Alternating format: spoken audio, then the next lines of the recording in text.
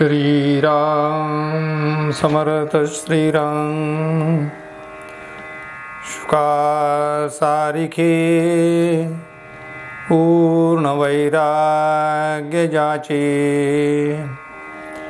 वशिष्ठा परी ज्ञान योगेश्वराचे कवी वाल्मिका सारिखा मान्य ऐसा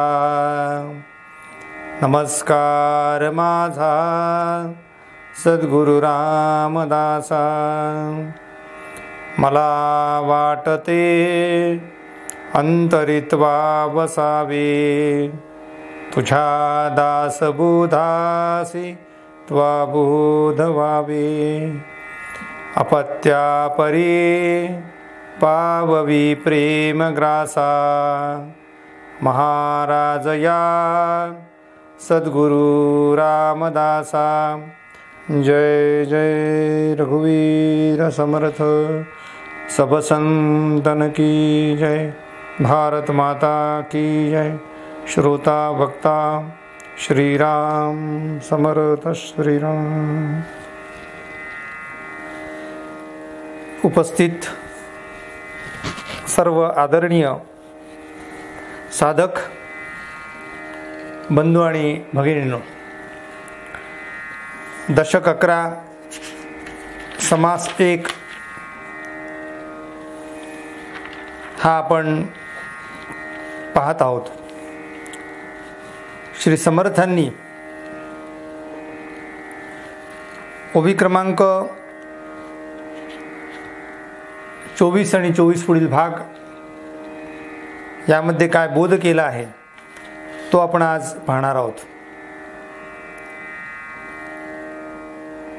काल एक श्लोक आपण वाचला होता, त्याच्यावर थोडं चिंतन मनन करणं गरजेचं वाटतं, म्हणून तो पुन्हा आपण अभ्यासाला घेणार आहोत। ओवी क्रमांक 24 वाचतो। श्रीराम समर्थ श्रीराम लोक नाना देह देखती विवेके देहात पाहती पंडित समदर्शने घेती येणे प्रकारे श्रीराम जय जय रघुवीर समर्थ। विद्या विनय संपन्ने ब्राह्मणे गविहस्तिनी शुनिशैव स्वपाके च पंडिता समदर्शिनः। श्री समर्थांनी इथे समदर्शने हा शब्द वापरलाय। सम म्हणजे सारखे, दर्शन म्हणजे पाहणे। लोक नाना देह देखती, आम्हाला दिसते की नाही? जगामध्ये किती देह दिसतात आहे आम्हाला? अनंत देह आहेत। अनंत शब्द त्याला उत्तम आहे, कारण आम्ही त्याची मोजदाद करू शकत नाही। म्हणजे एकेका प्राण्यांचा विचार केला आणि त्या त्या प्राण्यांची संख्या पाहिली तर किती शरीर असतील? पृथ्वीमध्ये जितकी शरीरे, इथे म्हणतात आहे नाना लोक देह पाहती किंवा लोक नाना देह पाहती विवेके देहांत पाहती। विवेकाने देहात पाहती पंडित समदर्शी घेती येणे प्रकारे। लोकांना देह दिसतात, पंडित ज्ञानी समदर्शी अशांना त्या देहामध्ये देह चालवणारा तो परमात्मा दिसतो, ज्याला आम्ही जगज्योती म्हटलं, ज्याला आम्ही चैतन्य म्हटलं, त्याला आम्ही आत्मा म्हटलं, त्याला परमात्मा म्हटलं। काय तुमचा शब्द नाव द्यायचं ते नाव द्या, पण कल्पना करा की मुंगीपासून तर सगळ्या प्रकारच्या प्राण्यांपर्यंत प्रत्येकाला आपापली इंद्रिय आहेत, प्रत्येकाला आपापल्या जाणीवा आहेत, प्रत्येकाला आहार निद्रा भयमैथुनंच सामान्य एतत् पशुभी नराणाम, सामान्यतः माणसांपासून पशु प्राण्यांपर्यंत या 4 गोष्टी समान आम्हाला पाहायला मिळतात. समर्थ म्हणतात विद्या विनय संपन्ने. आधाराला घेतलेला श्लोक काय आहे? विद्या विनय संपन्ने. विद्यावंत झाले आहे, ज्ञान प्राप्त केलेलं आहे असे पंडित लोक घ्या, असे ब्राह्मण घ्या, गवी म्हणजे गायी घ्या, हस्तिनी हत्ती घ्या, शुनी म्हणजे कुत्रे यांचा विचार करा, श्वपाकेच पंडिता समदर्शिनः किंवा इतर योनीचा विचार करा. या सगळ्यांमध्ये पंडित सर्वांमध्ये एकच ईश्वर तत्व पाहतो.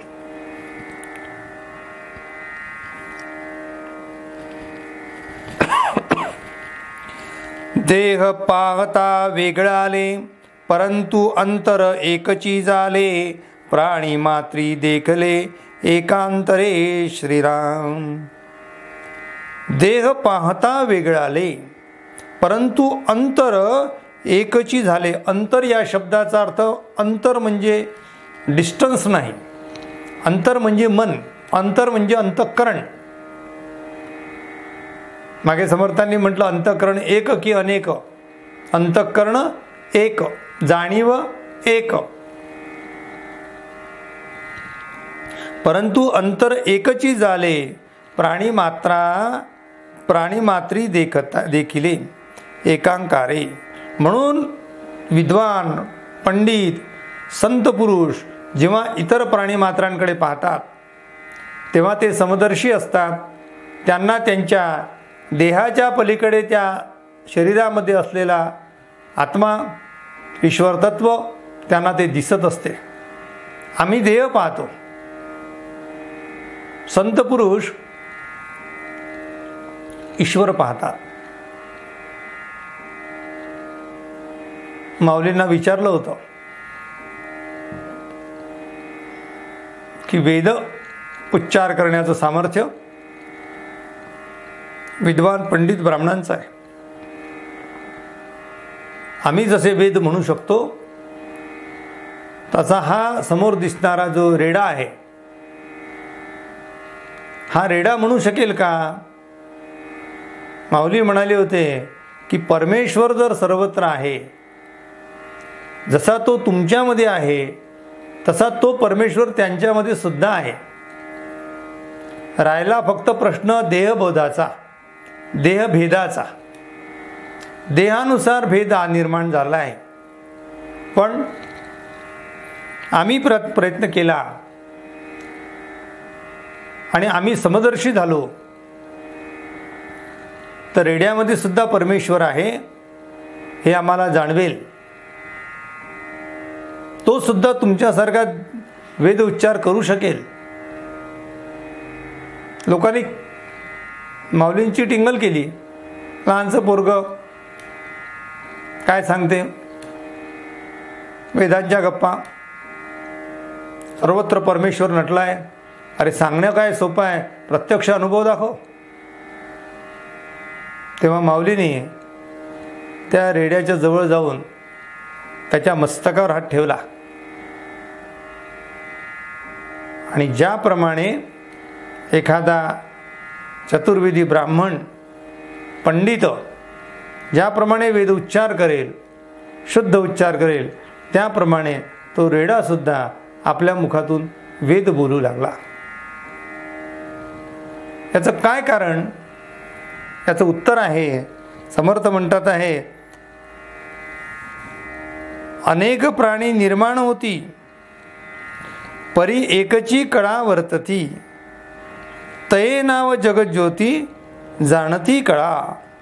देहाने जरी आम्हाला भिन्न भिन्न दिसत असले तरी त्यामध्ये असलेलं जे तत्व आहे, त्याच्यामध्ये असलेलं जे ब्रह्मतत्व आहे, ते ब्रह्मतत्व एकच असल्यामुळे ती अनुभूती माऊलींनी जगाला घडून दाखवली. म्हणून माऊली म्हणते, भूता परस्परे जडो मैत्र जीवांचे. सगळे प्राणी मात्र एकमेकाशी अत्यंत मैत्रीच्या नात्याने आपण सर्व एक आहोत या भावनेतून त्यांना राहता आलं पाहिजे. कारण जाणीव रूपाने सगळे सारखे आहेत, मनाच्या रूपाने सारखे आहेत. प्रत्येकाला तहान, भूक, झोप, भय, संसार या गोष्टी सगळ्यांना आहे, सगळ्या प्राणी मात्रांना आहे. मग त्यांच्यात आमच्यात नेमका फरक तरी काय आहे हो? देह भिन्नता आहे, शरीर भिन्नता आहे, परंतु अंतःकरण मात्र सर्वांचं एक आहे असं संत सांगतात. पृथ्वीमध्ये जितकी शरीरे तितकी भगवंताची घरे. या शब्दाचा अर्थ काय? आमचं घर कोणतं आहे? 4 भिंतीचं खोली म्हणजे आमचं घर. समर्थ म्हणतात आहे, पृथ्वीमध्ये जितकी शरीरे, जेवढे जेवढे शरीरं तुम्हाला दिसतात, मुंगीपासून हत्तीपर्यंत, स्त्री पुरुष, जगातील सगळ्या प्रकारचे जलचर, भूचर, खेचर सगळे पकडा, सगळे मिळून सगळ्यांचे देह जरी विचार केला अनेक असले तरी सगळ्यांमध्ये समर्थ म्हणतात, पृथ्वीमध्ये जितकी शरीरे तितकी भगवंताची घरे. भगवंत कुठे राहतो? आम्ही आमच्या घरात जसा राहतो तसा भगवंत या शरीरात राहतो. त्याचं ठिकाण सांगता येत नाही. हृदयात आहे, डोळ्यात आहे, कानात आहे, हातात आहे, पायात आहे. भगवंत आहे कुठे?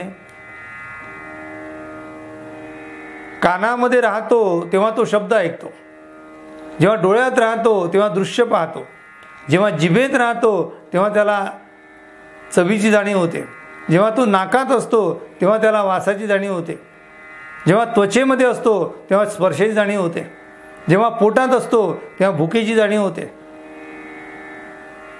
जेव्हा मनात असतो तेव्हा सुखदुःखाची जाणीव होते. तो भगवंत नाही असा कुठे नाही आहे. शरीराच्या सुद्धा प्रत्येक नसानसामध्ये, प्रत्येक अवयवामध्ये तो वायूप्रमाणे सर्वत्र वास करतो आहे. म्हणून या परमतत्वाला आम्ही ओळखलं पाहिजे. याला समर्थ म्हणतात की आम्ही असं समदर्शी झालं पाहिजे. आपल्या भारतीय संस्कृतीमध्ये जेवढ्या पूजा सांगितल्या आहेत त्या पूजांचा विचार करा.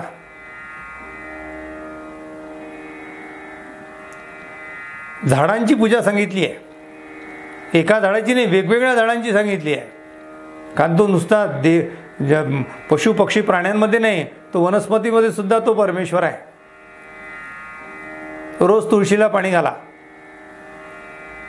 तुळशीमध्ये जे चैतन्य रूप आहे, भगवत रूप आहे.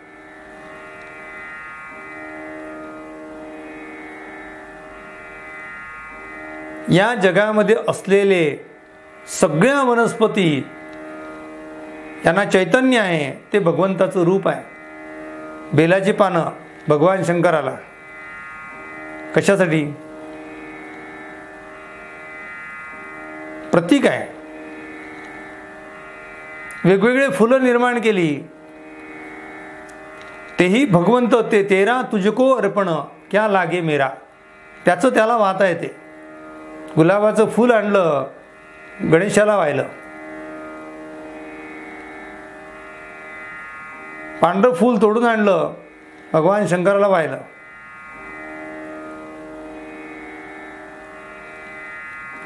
जगामध्ये असलेले जसे वनस्पती भिन्न भिन्न आहेत आणि त्या वनस्पतीमध्ये सुद्धा तोच आहे, वास करतो. म्हणून आंब्याला गोडपणा आहे.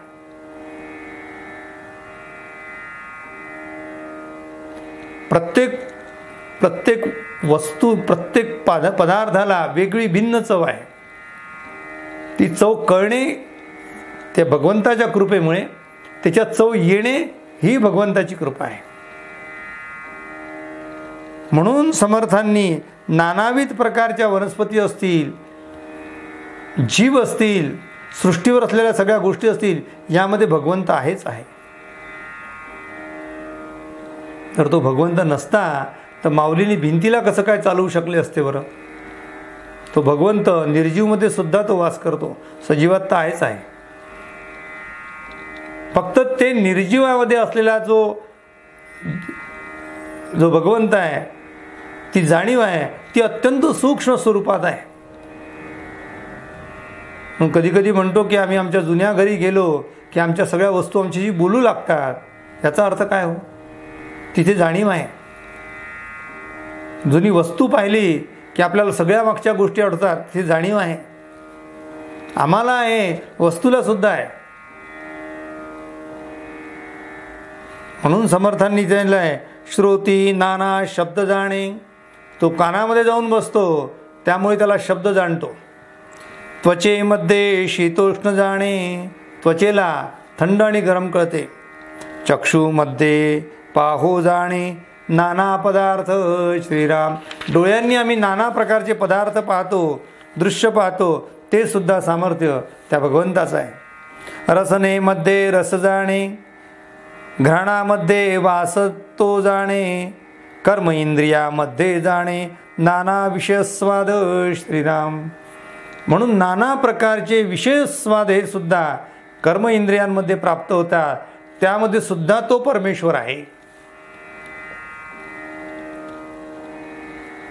सूक्ष्म रूपे स्थूल रक्षी, नाना सुखदुःखे परीक्षी, त्यास म्हणती अंतरसाक्षी अंतरात्मा. श्रीराम, स्थूल रक्षी, स्थूल या शब्दाचा अर्थ स्थूल शरीर, सूक्ष्म रूपे स्थूल रक्षी. आपल्या शरीरात स्थूल देह आहे, तसा सूक्ष्म देह आहे. पण आम्ही रक्षण कोणाचं करतो आहे? तर स्थूल देहाचं रक्षण करणे, नाना त्या माध्यमातून सुखदुःख भोगणे, हे कोणाचं सामर्थ्य आहे? अंतर साक्षी अंतरात्मा. तो अंतरात्मा त्यामध्ये आहे, म्हणून या सगळ्या प्रकारच्या कृती घडतात. नाही तर नसत्या घडल्या महाराज. समर्थ म्हणतात की अशा प्रकारे आत्मा, त्याचे नावं काय काय आहे? कुणी आत्मा म्हणेल, आत्मा, अंतरात्मा, शिवात्मा, चैतन्य सर्वात्मा, सूक्ष्मात्मा, जीवात्मा, शिवात्मा, परमात्मा, द्रष्टा साक्षी सत्तारूप. श्रीराम, तो खरोखर द्रष्टा आहे, म्हणजे पाहतो फक्त, करत काही नाही. आपण करतो, तो करत काहीच नाही, तो फक्त पाहतो. तो साक्षी आहे. साक्षी हा शब्द साक्षीदारासारखा झाला. साक्षीदार काय करतो? फक्त पाहत असतो, पाहणारा असतो तो. त्याचा त्याच्याशी काही संबंध. मी साक्षीदार आहे म्हणतो, मी माझ्या डोळ्यासमोर घडलं, पण मी त्याच्यात नाही. तसा भगवंत साक्षी आहे आणि सत्तारूप आहे. याचा अर्थ त्याच्या सत्तेवर मात्र हे इंद्रिय चालतात. ईश्वर सर्वभूतानां वृद्धेषु अर्जुन तिष्ठती भ्रामयन सर्वभूतानी यंत्रारूढानी मायया. तो त्याच्यावर बसलेला आहे, त्या यंत्रावर, म्हणून तो आरूढ होतो आणि म्हणून देह चालतो.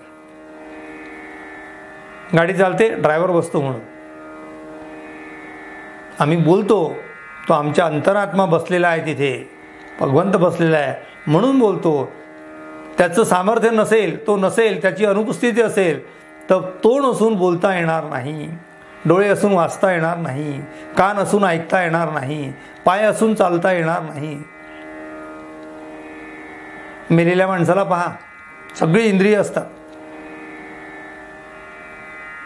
तो असं म्हणत नाही माझे पाय बांधू नका, मला जाळू नका, मला चटका लागेल. काहीतरी भगवंत नाही तिथे, चैतन्य रूप नाही. ते फक्त पंचतत्वातला एक घटक झाला आहे. तो पुन्हा ते पंचतत्वात विलीन करून टाकायचं. पण चैतन्य जे आहे, जे पुरुष तत्व आहे, ते निघून गेलेलं आहे. विकारामधील विकारी, अखंड नाना विकार करी, तयास वस्तू म्हणती विकारी परमहीन श्रीराम. विकारामध्ये विकारी जरी असतील आणि अखंड नाना प्रकारचे ते विकार करत असतील, तयास सद्वस्तू, तयास वस्तू म्हणती भिकारी परमहीन.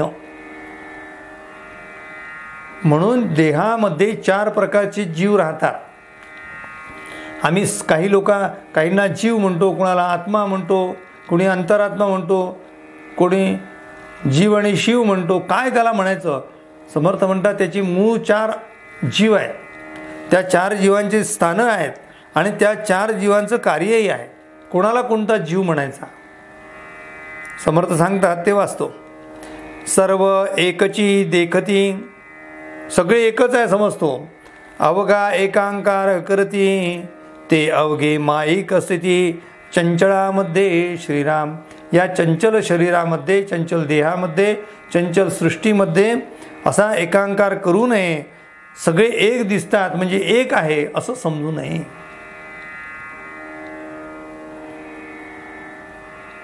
समर्थ म्हणतात पहिला कोणता आहे? चंचळ माया ते माईक, निश्चळ परब्रह्म एक, नित्यानित्य विवेक या कारणे श्रीराम. नित्यानित्य विवेक या शब्दाचा अर्थ असा आहे की माया आणि परब्रह्म या दोघांना जर भिन्न केलं तर माया ही चंचल आहे आणि परब्रह्म ही निश्चळ आहे. चंचल जाते आणि निश्चळ कायम राहते. मग जे कायम राहते तो भगवंत आहे. म्हणून त्या मायेला आम्ही ओळखलं, त्याचा माईकपणा लक्षात आला. ती माया आपल्याला ठकवते, फसवते. तिला बाजूला केलं तर राहील ते परब्रह्म तत्व हे आम्हाला कळू लागलं तर आम्ही नित्यानित्य विवेक केला असं म्हणावं. नित्यानित्य विवेक म्हणजे काय हो? त्यात 2 शब्द आले, नित्य आणि अनित्य. नित्य या शब्दाचा अर्थ आपल्याला माहीत आहे, जे कायम राहते ते नित्य. अनित्य म्हणजे जे नित्य राहत नाही ते अनित्य, कायम राहत नाही ते अनित्य. मग विचार करा, स्वतःला प्रश्न विचारा की या जगामध्ये कुठली गोष्ट नित्य आहे? पहिले नित्याचा विचार करा. तुम्ही विचार कराल की या जगात नित्य काय आहे? तुम्ही म्हणाल घर नित्य आहे, एक दिवशी पडणार. झाड नित्य आहे, एक दिवशी मरणार. माणूस नित्य आहे, एक दिवशी संपणार. पृथ्वी नित्य आहे, ती सुद्धा भस्म होणार. सूर्यचंद्र नित्य आहे, एक दिवशी संपणार. या जगात पृथ्वीमध्ये कुठलीही गोष्ट आम्हाला डोळ्यांनी दिसणारी ती नित्य नाही. म्हणून त्याला म्हणतात यदृष्टम तन्नष्टम. जी डोळ्यांनी दिसते त्या सगळ्या गोष्टी नष्ट होणाऱ्या आहेत. मग डोळ्यांनी दिसत नाही अशी कोणती गोष्ट आहे? न दिसणारी म्हणजे फक्त परब्रह्म तत्व आहे. परंतु ती आहे, ती आम्हाला भासते, जाणवते, परंतु आम्हाला दिसत नाही. दिसत नाही म्हणजे नाही असं आम्ही म्हणू शकत नाही. वीज आम्हाला तारा दिसत नाही. तारेमध्ये दिसते का वीज? इलेक्ट्रिकची तार असेल आणि त्याच्यात वीज आहे असं आम्ही सांगू शकतो का? नाही सांगू शकत. पण हात लावला तर शॉक बसतो. शॉक बसल्यावर म्हणतो अरे बाबा याच्यात वीज आहे. याचा अर्थ ती जरी डोळ्याने दिसत नसली तरी ती तार ही वीज वाहक आहे. तसं ही संपूर्ण माया म्हणजे सृष्टी ही ब्रह्मवाहक आहे. ती ब्रह्माला वाहून नेते. म्हणजे ब्रह्म त्यामध्ये असतेच, फक्त ते दिसत नाही. आणि जे दिसते ती माया आहे. म्हणजे तार दिसते ही माया आहे, वीज दिसत नाही हा ब्रह्म आहे. लाईट दिसतो, प्रकाश दिसतो, बटन दिसते, वायर दिसतो, वीज दिसत नाही. ती अदृश्य आहे. आश्चर्य वाटेल तुम्हाला, प्रकाश हा सुद्धा अदृश्यच आहे. त्या प्रकाशामुळे वस्तू दृश्य होते म्हणून प्रकाश पडला असं म्हणतो. तसं त्या भगवंताच्या कृपेने, ब्रह्माच्या कृपेने या मायेवर प्रकाश पडला म्हणून माया दिसली. ही माया दिसते यावरूनच समजावं ब्रह्म आहे. ती दिसत नाही याचा अर्थ तिथे ब्रह्म नाही. डोळे आहे पण दिसत नाही म्हणजे काय समजावं? तिथे ब्रह्म नाही, डोळ्यात ब्रह्म नाही आहे. कान आहे पण ऐकू येत नाही, त्यामुळे ब्रह्माने ती जागा सोडून दिलेली आहे. जिथे जिथे ब्रह्माने आपली जागा सोडून दिली ती माया असून सुद्धा निष्काम होते. निष्काम शब्द वापरण्याचे निकामी होते असं म्हणा. ते नुसते पाहण्यापुरता असते. डोळे असतात पण खाचा असतात, कान असतात फक्त त्या बाहेरचे कान असतात, आतमध्ये पडदा काहीच नसतो. मेलेल्या शरीरामध्ये सगळे असतात, फक्त तिथे भगवंत नसतो. म्हणून इथे समर्थ म्हणतात आहे, अशी नित्य कोणती आहे आणि अनित्य कोणती आहे असा सतत विचार करणे. सतत विचार करणे म्हणजे आमच्या डोळ्यासमोर आली ज्याच्यावर आम्ही प्रेम केलं ती गोष्ट जर नित्य असेल तर ती प्रेम करण्यास योग्य आहे, ती अनित्य असेल तर ती अव्यय करण्यासाठी योग्य आहे. म्हणून आई आहे, बहीण आहे म्हणून तिच्यावर प्रेम करा हा अलीकडचा विचार आहे. पण खरा विचार कोणता आहे? आईमध्ये सुद्धा ते परब्रह्म तत्व आहे, बहिणीमध्ये सुद्धा ते परब्रह्म तत्व आहे, पत्नीमध्ये सुद्धा ते परब्रह्म तत्व आहे, मुलीमध्ये सुद्धा ते परब्रह्म तत्व आहे. म्हणून सगळ्यांवर सारखं प्रेम करा. सर्व ठिकाणी जळी स्थळी काष्टी पाषाणी जर आम्ही भगवंत आहे म्हणतो तर देहात वेगवेगळे देह दिसतात आहेत, त्याच्यात परमेश्वर नाही का? आम्हाला देह दिसतो, तो देह बाजूला करा, देहाच्या आतमध्ये जे चैतन्य रूप आहे त्याला पहा. मग तुम्ही प्राण्यांवर सुद्धा प्रेम करू लागाल. तुम्ही प्रेम या शब्दाचा अर्थ संकुचित विचार करू नये. प्रेम हा इतका व्यापक शब्द आहे की जिला वासना चिटकू शकत नाही. म्हणून मी जे मगा म्हटलं, चारी जणांची नावं घेतली, आई, बहीण, पत्नी आणि मुलगी, सगळ्यांची नावं घेतली. सगळ्यांवर आम्हाला सारखं प्रेम करता येते, सगळ्यांना सारखं महत्त्व देता येते, सगळ्यांचे अंतःकरण जाणता येतात, सगळ्यांच्या इच्छा पूर्ण करता येऊ शकतात. ही पूजाच आहे. जीव ही पूजाच आहे, पण ती शिवभावे आहे. पण शिवभावे जीवसेवा, दरिद्री नारायणाची पूजा. स्वामीजींचं वाक्य आहे, स्वामी विवेकानंदांचं. पण शिवभावे जीवसेवा आहे. मग ती जीवसेवा कोणामुळे? ज्या ज्या जीवाला ज्या ज्या गोष्टीची गरज आहे ती ती गोष्ट पुरवणे. म्हणून या गोष्टी आपण समजून घेतल्या पाहिजे आणि अशी पूजा आम्ही केली पाहिजे, तर तो परमेश्वर आम्हाला प्रसन्न होईल. राहिलेला भाग उद्याच्या निरूपणात पाहूया. खूप सुंदर विषय आहे. आपल्या सर्वांच्या हृदयस्थ असलेल्या त्या परमेश्वराला विनम्र अभिवादन करतो आणि आजची निरूपण सेवा समर्थ चरणी समर्पित करतो. उपासनेला दृढ चालवावे, भूदेव संतासी सदा नमावे, सत्कर्मयोगे वय घालवावे, सर्वामुखी मंगल बोलवावे. जय जय रघुवीर समर्थ, सब संतन की जय. भारत माता की जय. श्रोता वक्ता श्रीराम समर्थ श्रीराम.